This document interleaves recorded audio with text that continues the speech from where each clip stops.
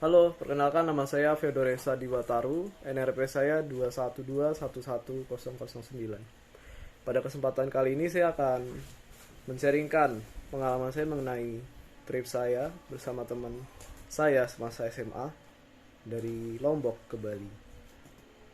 Jadi semua ini berawal ketika saat SMA kan eh, sedang ngetren-ngetren tentang traveling, backpacker. Jadi backpacker itu mengenai ya mereka yang suka traveling dengan low budget. Jadi memang pada sekitar tahun 2016 itu memang sedang ngetren-ngetrennya. Jadi karena kami ya pada saat itu masih SMA, jadi kami saya bersama dengan beberapa teman dekat saya berencana untuk berlibur bersama, yaitu kami akan pergi ke Lombok. Apa lagi ya? Jadi semuanya itu berawal dari kami bersepuluh merencanakan pergi liburan bersama di akhir semester. Karena kami sekolah asrama juga isinya cowok semua, jadi ya tentu isinya cowok semua yang pergi.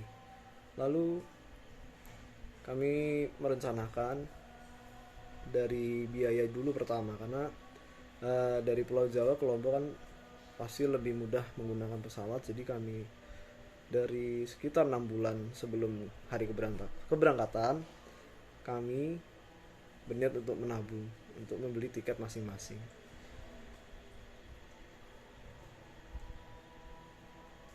Nah, pada saat itu harga tiket sekitar 700.000. Jadi kami selama ya kurang lebih 6 bulan kami berusaha menabung 100.000 per bulannya.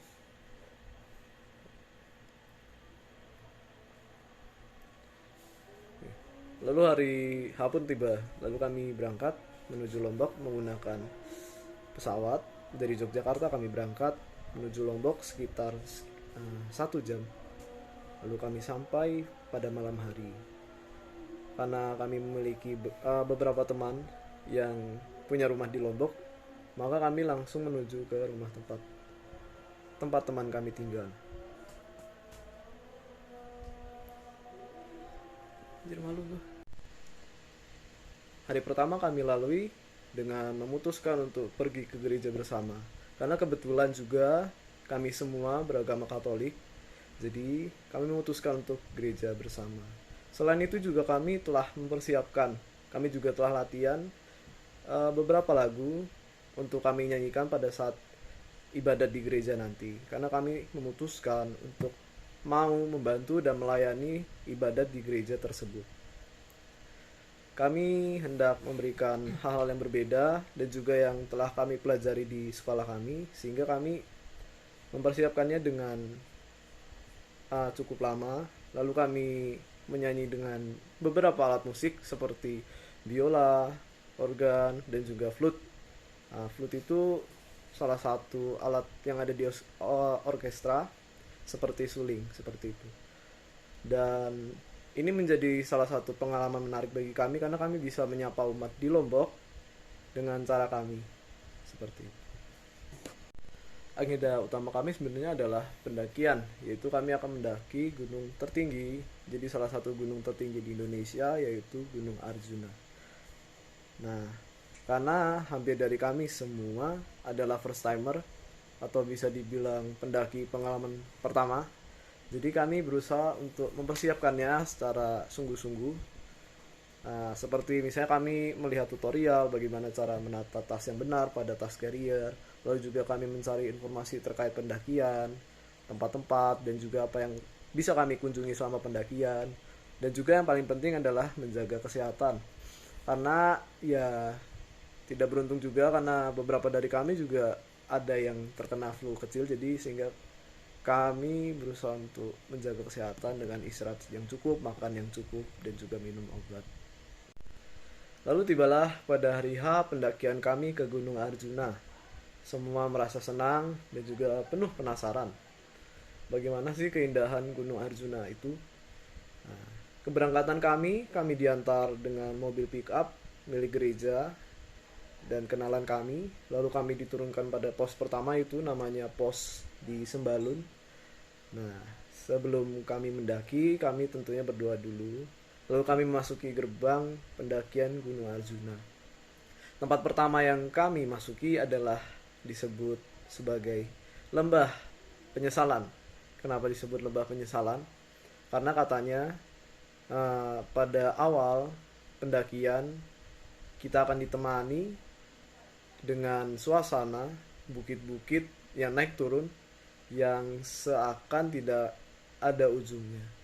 Dan memang betul, buktinya ketika awal kami senang-senang dan juga bahagia, jalan secara perlahan, langkah demi langkah, bahkan kami sambil senda gurau dan bernyanyi bersama. Tapi pada akhirnya lama kelamaan kami merasa kelelahan, ya, dan juga merasa kesal sendiri karena kami merasa kami sudah berjam-jam tapi tidak sampai-sampai, dan bahkan kami hanya bisa melihat bukit dengan ladang rumput saja dan tidak ada tanda-tanda bahwa ada pos selanjutnya. Setelah berlama-lama kami merasa lelah dan merasa putus asa, pada akhirnya kami sampai pada tempat yang lebih tinggi, dataran yang lebih tinggi dan lebih curam, lebih menanjak. Dan itu sudah sekitar pukul 6 sore dan hawa sudah mulai dingin.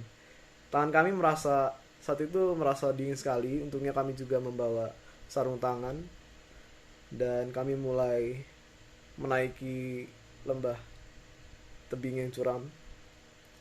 Dan yang menarik adalah ketika itu kan sudah di atas jam 6 dan kami harus bergegas ke atas karena kami mengejar di pos terakhir sebelum kami pergi ke puncak untuk mendirikan tenda.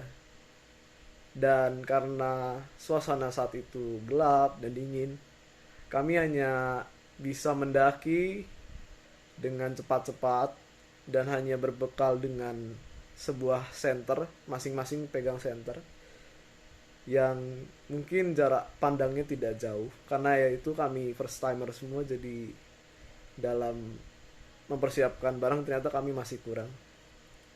Tapi yang membuat saya juga terkesan adalah karena saya ini termasuk lemah fisiknya, tapi pada saat itu saya bisa sampai pada pos pemberhentian untuk mendirikan tenda itu dengan selamat dan juga tanpa rasa lelah yang berlebihan. Dan itu buat saya sendiri merupakan pengalaman yang menarik dan juga pengalaman dimana saya juga bisa menunjukkan ke teman-teman saya kalau saya juga kuat dalam mendaki gunung. Lalu setelah kami sampai pada pos terakhir, kami langsung mendirikan tenda. Jadi kalau mau digambarkan, pos ini tanahnya bukan yang tanah yang luas datar, tapi ini naik turun dan dia lebih ke arah memanjang. Jadi kami pun sebenarnya agak kesulitan juga pada awalnya. Tapi karena ada dua teman kami yang mendahului kami saat pendakian, jadi mereka sudah booking tempat dan kami akhirnya bisa mendapatkan tempat yang pas untuk mendirikan tenda kami. Dan tentu tidak berlama-lama kami mendirikan tenda dan langsung kami tidur dengan situasi di mana angin berhembus kencang sekali dan juga itu sudah ada pada ketinggian mungkin 2000-an. Iya, 2000 lebih. Yang pasti itu sangat membuat kulit sakit ya karena dingin. Dan akhirnya ya meskipun dingin tapi karena rasa lelah kami dan ngantuk kami langsung bergegas untuk tidur, istirahat. Karena tentunya besok masih ada kegiatan yang lain. Pada hari kedua, sebenarnya kami tidak ada rencana mau pergi kemana atau mau menyusuri kemana. Kami hanya saat itu pikiran kami hanya istirahat saja karena besok subuh kami harus summit atau mendaki untuk ke puncak. Tapi karena di Gunung Arjuna itu punya namanya ada kawah. Jadi di bawahnya itu ada kawah. Dan kalau misalnya kita lihat di Google atau mungkin juga di film-film, mungkin tampaknya indah gitu. Dan kami karena merasa bosan juga, jadi kami memutuskan untuk mengunjungi kawah, namanya Kawah Segara Anak. Lalu kami ya bersepuluh kami turun ke bawah, dan tanpa disadari treknya atau jalan ini kami kira gampang gitu karena turun, jadi tidak perlu banyak tenaga. Tetapi nyatanya tidak, karena selama perjalanan banyak sekali jalan yang tidak rata, banyak anak tangga yang dialami karena banyak batu-batu. Jadi kami harus naik turun, harus ya juga menahan rasa sakit karena banyak batu, dengan jarak yang ternyata juga tidak dekat dan cukup jauh. Jadi ya sebenarnya cukup lelah juga. Tapi pada akhirnya kami bisa sampai di Segara Anak dan cukup menikmati. Namun mungkin kami sampai pada spot yang tidak indah. Jadi kami sempat agak kecewa sedikit karena kawah Segara Anak yang kami tuju itu adalah tempat yang kurang indah karena banyak sampah, juga airnya kotor. Ya sempat kecewa, tapi ya masa kecewa terus, jadi akhirnya kami berusaha merasa senang dan juga menikmati pemandangan dengan berfoto-foto dan juga makan karena kami juga bawa bekal. Setelah itu kami bergegas naik ke atas untuk kembali ke tenda sebelum matahari terbenam, karena juga kan sulit untuk penglihatan dan juga sudah mulai dingin pastinya.